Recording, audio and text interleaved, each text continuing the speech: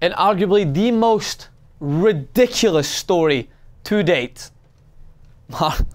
Marcos Asensio missed the Champions League this week, should I say, because of a pimple on his leg. Not even Zinedine Zidane could say it without at least chuckling a little bit in between, because the starlet, the future of Real Madrid, with a wand of a left foot that Zidane apparently took him to the side and said, you have the ability to have as good of a left foot, if not better, than Lionel Messi.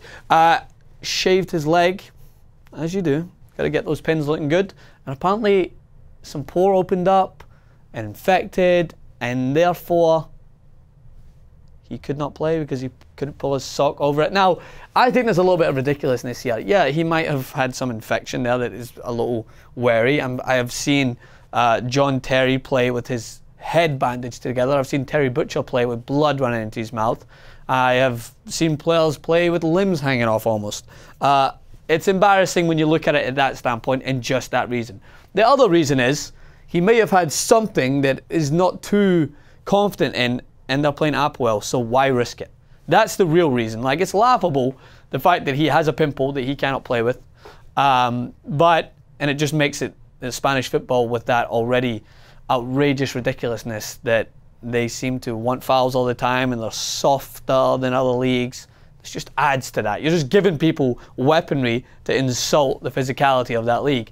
But it's because they didn't want to risk this player. Like, they have been struggling in La Liga without Cristiano Ronaldo. They need Asensio to be up for anything this weekend to be able to try and carry this team and get them another victory. They've drawn 2 and won 1 already in their first 3 games in La Liga. So that's the real reason. They don't want to risk a guy who's got a pimple on his leg. I mean, come on. I could just imagine me telling my coach back in Scotland one day when I used to play, glory days, coach, I can't play actually, burst a pimple on my leg, struggling.